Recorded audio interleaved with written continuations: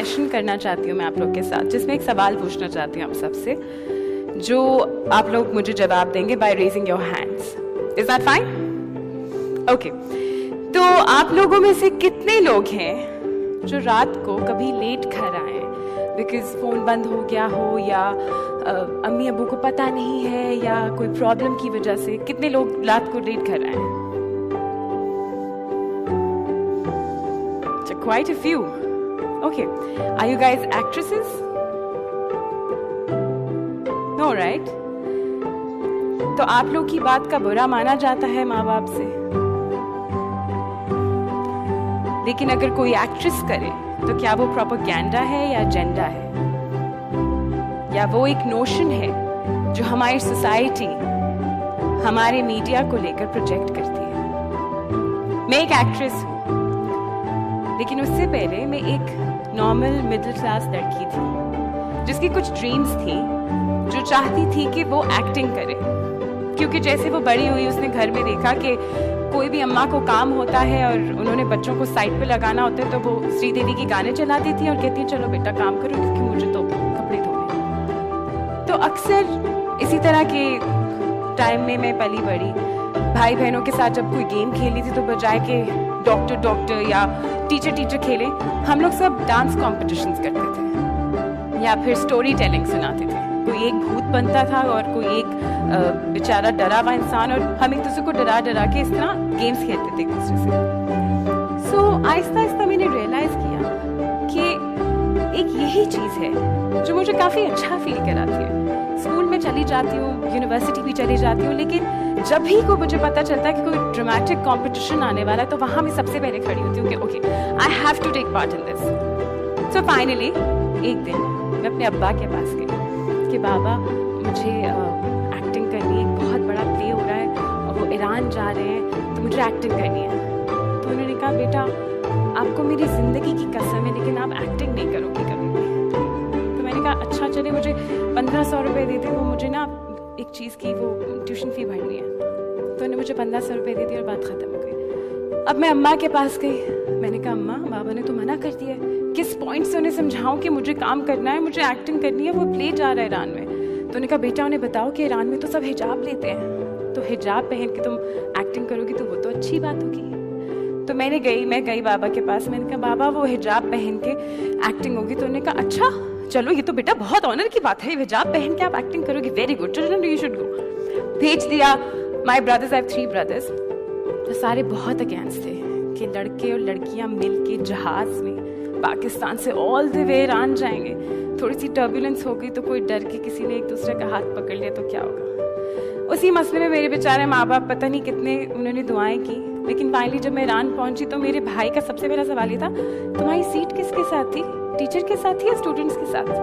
So I told him कि नहीं मैं टीचर के साथ ही बैठी हुई थी। So he was comfortable with that. Finally प्लेज हो गए, वापस आई, अच्छा प्ले हुआ, एक और प्ले हुआ, बाबा को नहीं बताया। मेरी सारी खालास, मेरी फुप्पोज, मेरी अम्मा प्ले देखने आए, खुश हुए। फिर एक दिन घर गई और मैंने बाबा को बताया कि मुझे लगता है कि this is the only thing that I can do. अम्मा सामने बैठी थी और मैंने कहा बेटा जान छोड़ो, हमारी शादी करो, तुमने जो करना है कर लो ज़िंदगी में, उसके बाद हमारे सर से हर वक्त की टेस्टर जो है ना उठा दो कि मुझे अब ये करना है, मुझे ये करना है, मुझे एक्ट्रेस बनना है, मुझे यहाँ जाना है, वहाँ जाना है। हम नहीं इसकी रिस्पॉन्सिबिलिटी ले सकते। मैं कहा ठीक है, नथिंग लाइक इट, छोटी सी तो बात है, सिर्फ लड़का ढूंढना है, शादी करनी है, 3 दिन का इवेंट भी हो जाएगा, कपड़े बन जाएंगे, डांसेस होंगे, तो नथिंग लाइक इट। तो हम अपने फैमिली के साथ एक ट्रिप प्लान किया और इस शादी के रिश्ते के प्रोसेस में ही हम देख रहे थे मेरे लिए रिश्ते। हम उस सारे प्रोसेस में अमेरिका चले गए। अब जब अमेरिका जा रहे थे तो हम फ्लाइट में एंटर होने से पहले जब बोर्ड कर रहे थे, मेरे अब्बा ने मुझे कहा बेटा पासपोर्ट सारे मुझे दे दिए। मैं कहा नहीं, पासपोर्ट तो खैर मेरे पास ही रहेगा because I am an independent woman, I can take care of my passport. मैं कहा फाइन कूल। हम गए, सेल्फीज खिंचवाते हुए मैं मैनचेस्टर पे उतरी और मैंने अपने अब्बा को सिक्योरिटी चेक में इशारा किया कि पासपोर्ट है ना। सो इज लाइक कि पता नहीं बेचारी पागल हो गई, बाहर आते वैसे थम्स अप करी कि आई एम सो हैप्पी। मैंने कहा कि ओके। जब हम और बाहर गए शॉपिंग करते हुए ड्यूटी फ्री से, तो मेरे भाई ने कहा यार अपना पासपोर्ट है ना। तो मैंने कहा वो तो बाबा के पास है ना। तो बाबा मैंने कहा बेटा पासपोर्ट नहीं, मैंने कहा तो आपके पास था, उन्होंने कहा मेरे पास नहीं है। एंड आई रियलाइज्ड कि मेरे पास पासपोर्ट था ही नहीं, ना जहाज में ना एयरपोर्ट पे। तो जो मैं एक इंडिपेंडेंट वुमन थी वो 2 मिनट में वहाँ एक माँ बाप की क्राई बेबी बन गई, जिस वजह से मेरे माँ बाप मुझे यही कहते थे कि तुम एक इंडिपेंडेंट बच्ची नहीं बन सकती, तो इसीलिए तुम तो अपने पास चीज़ें रखा ही ना करो। That was a mistake that was inculcated by my parents into me। जब बचपन से आप अपनी बेटी को वो रिस्पॉन्सिबिलिटी फैक्टर नहीं देते तो उसको लगता है कि वो आगे भी जिंदगी में जाके जब रिस्पॉन्सिबिलिटी दी जाएगी तो उसको पूरा नहीं कर सकेगी। तो जैसी रिस्पॉन्सिबिलिटी दी उसमें फेल हो गए। None the problem, deported back to Pakistan, and I felt like there was an energy that the earth was giving me that you don't have to go to America। नहीं जाना, कुछ रोक रहा था मुझे बार बार ट्रैवल करने के लिए। But you know, me being me, because I'm a cool girl, I went, दोबारा वीज़ा लगवाया, पासपोर्ट बनवाया और फाइनली मैं अमेरिका चली गई दोबारा अकेले। अमेरिका गई, वहाँ पे लोगों से रिश्तों का प्रोसेस शुरू हो गया। प्रोसेस शुरू होते होते वहाँ पे हम एक फैमिली से मिले, अच्छे लोग थे, मुलाकात बढ़ी और लड़के ने मुझसे कहा कि I'd like to marry you। मैंने कहा okay, that's the plan, this is what I'm here for। आप मुझे एक्टिंग करने देंगे? ऐसा क्या? बिल्कुल। मैंने कहा न्यूयॉर्क फिल्म अकेडमी है यहाँ, तो वो मैं मास्टर्स अगर, उन्होंने कहा हाँ आप, मुझे कोई प्रॉब्लम नहीं। तो मैंने कहा बाबा बस अभी लोग कुछ कहेंगे तो आप लोगों ने ना नहीं कहना। रिश्ता हो गया लिटरली 3 दिन में, शादी हो गई, मैं अमेरिका चली गई।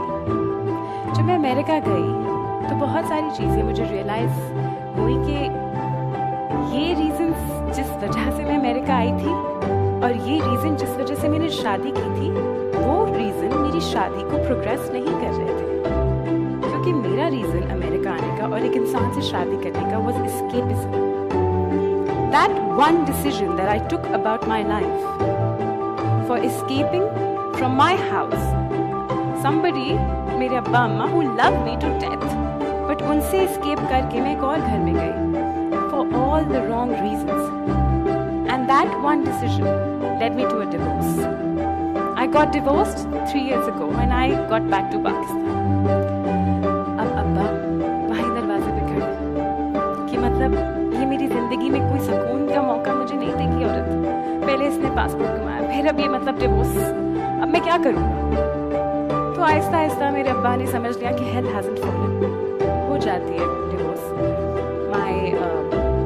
My family has had divorces before, और मेरी फैमिली ने भी इसको as a modern family, as an understanding family accept किया। बट क्या मुआशरा मॉडर्न और अंडरस्टैंडिंग था कि एक एक्ट्रेस की बेटी जो एक एक्ट्रेस की नीस भी है और वो एक्टिंग करना भी चाहती है, और एक्टिंग, उस वक्त मेरा एक नया ड्रामा शुरू हुआ था जिस वजह से मैं पाकिस्तान आई थी, तो उसी सारे प्रोसेस में मेरी डिवोर्स हो गई। तो मैं not as famous is now, but उस वक्त मेरी थोड़ी बहुत फेस वैल्यू थी, जिसकी वजह से लोग को लगता था कि एक एक्ट्रेस, ये चेन ऑफ एक्ट्रेसेस है ना, खाला, अम्मा, बेटी, तो एक्ट्रेसेस तो डिवोर्स ही लेती है। और मेरे अब्बा being from army, my 3 brothers, उनके लिए ये बहुत बड़ा शौक था कि हमने सोसाइटी के साथ कैसे डील करना है। अब जैसे ही मुझे लगा कि हम डीलिंग प्रोसेस में आ गए, मुझे पता चला कि मेरी अम्मा को कैंसर है, स्टेज 2 कोलन, एंड हमारी सारी फैमिली ऑलरेडी एक बुरे वक्त से गुजर रही थी। जैसे कहते हैं ना, सोने पे सुहागा, कि एक चौका था तो ऊपर से छक्का भी आ गया। अल्लाह मैंने कहा कैच करो, मैं सारे बॉल्स इस वक्त फेंकूंगा तुम लोग को। तो फाइनली हमें जब पता चला तो हम लोग सब बहुत अपसेट थे, और हमें लगा कि ज़िंदगी ख़त्म हो जाएगी, क्योंकि डॉक्टर्स ने कहा था कि बहुत मुश्किल है कि रिकवर करेंगे। खैर मेरी अम्मा का तो कोई जवाब ही नहीं है।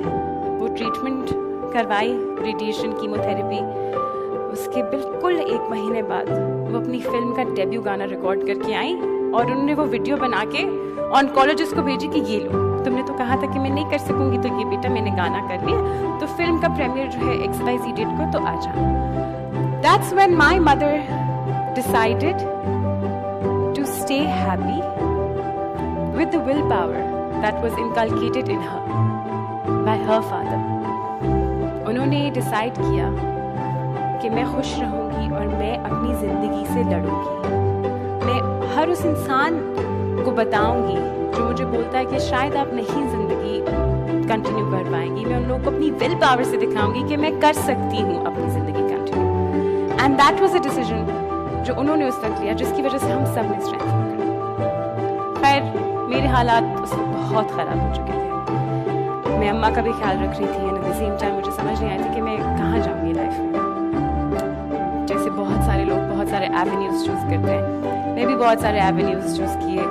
कभी किसी दरबार में गई, कभी किसी के पास गई, किसी के पास बुक थी, उस बुक से कुछ पढ़ा, किसी के पास कुछ नॉलेज थी हॉरोस्कोप की, उनके पास गई। लेकिन मुझे कहीं समझ नहीं आ रहा था कि मेरे क्वेश्चंस का आंसर कहाँ आएगा, मेरे अंदर की एंजाइटी डिप्रेशन कैसे ख़त्म होगी। क्योंकि जैसे ही शाम होती है मुझे ऐसा लगता था जैसे मेरा दिल मेरे पेट में आ गया है और अब सब कुछ ख़त्म हो जाएगा।